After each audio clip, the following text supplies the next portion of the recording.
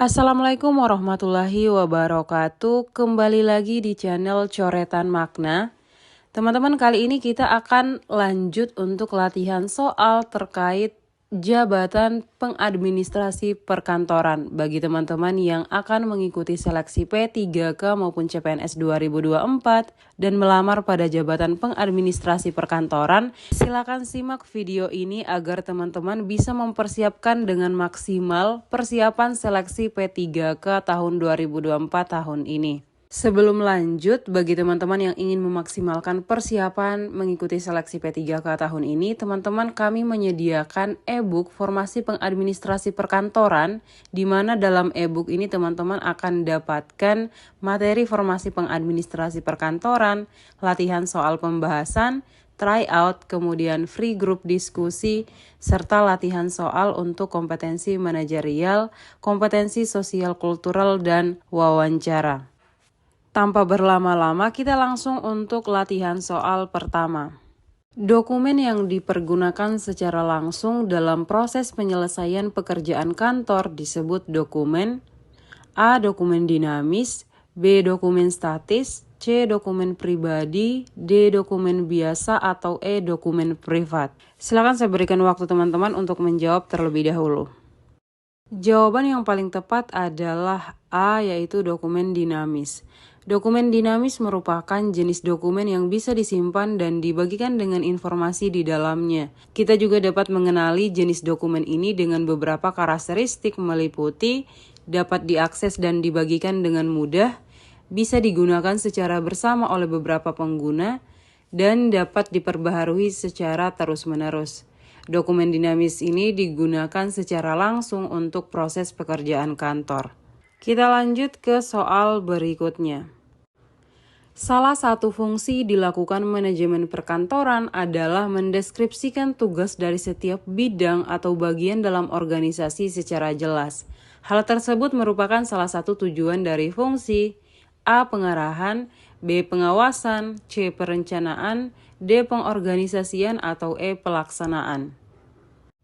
Saya berikan waktu untuk teman-teman terlebih dahulu menjawab. Jawaban yang paling tepat adalah D, yaitu fungsi pengorganisasian. Fungsi perorganisasian ini dapat mempermudah dalam melakukan pengawasan dan menentukan orang-orang yang dibutuhkan untuk melaksanakan tugas yang sudah dibagi-bagi. Fungsi pengorganisasian ini berfungsi yang pertama membantu mewujudkan struktur organisasi yang jelas, kemudian mendeskripsikan tugas dari setiap bidang atau bagian dalam organisasi secara jelas. Selanjutnya, wewenang dan tanggung jawab dalam organisasi menjadi lebih jelas. Yang keempat, dapat memperlihatkan antar tugas atau pekerjaan dari setiap unit organisasi. Dan terakhir, sumber daya manusia dan material yang dibutuhkan dapat diketahui. Langsung ke soal terakhir. Perhatikan pernyataan berikut ini. 1. Menetapkan keputusan berbentuk tertulis atau elektronis dan atau menetapkan tindakan. 2. Menggunakan diskresi sesuai dengan tujuannya. 3. Menunjuk pelaksana harian atau pelaksana tugas untuk melaksanakan tugas apabila pejabat definitif berhalangan. 4. Membuat keputusan dan atau tindakan sesuai dengan kewenangannya. 5. Menyusun standar operasional prosedur pembuatan keputusan atau tindakan. Yang termasuk hak pejabat pemerintahan dalam penyelenggaraan administrasi pemerintahan adalah A. 1, 2, 3, B. 2, 3, dan 4, C. 1, 3, dan 4, D. 1, 2, dan 4, atau E. 3, 4, dan 5. Saya berikan waktu teman-teman untuk menjawab terlebih dahulu. Jawaban yang paling tepat adalah pilihan A, ya, 1, 2, dan 3. Berikut ini adalah beberapa hak yang termasuk hak pejabat pemerintahan dalam penyelenggaraan administrasi pemerintahan. Yang pertama adalah melaksanakan kewenangan yang dimiliki berdasarkan peraturan perundang-undangan dan AUPB.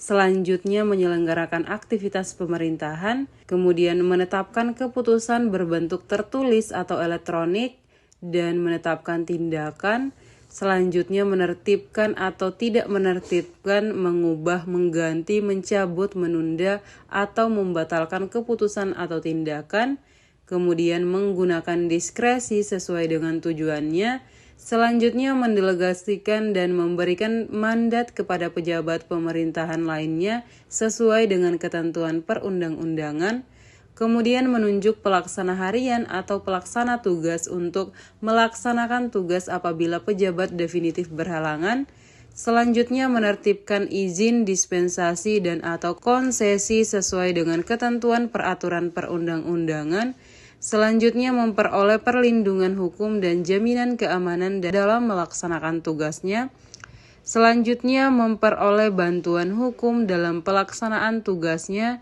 kemudian menyelesaikan upaya administratif yang diajukan masyarakat atas keputusan atau tindakan yang dibuatnya, dan menjatuhkan sanksi administrasi kepada bawahan yang melakukan pelanggaran sebagaimana diatur dalam undang-undang ini.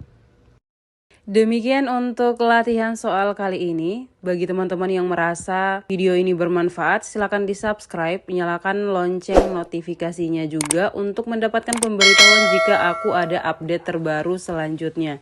Kemudian untuk teman-teman yang berminat mendapatkan e-book sesuai dengan penjelasan di awal, e-book terkait formasi pengadministrasi perkantoran, kalian bisa menghubungi kontak yang ada di deskripsi video ini. Terima kasih sudah menonton, sampai jumpa di video selanjutnya.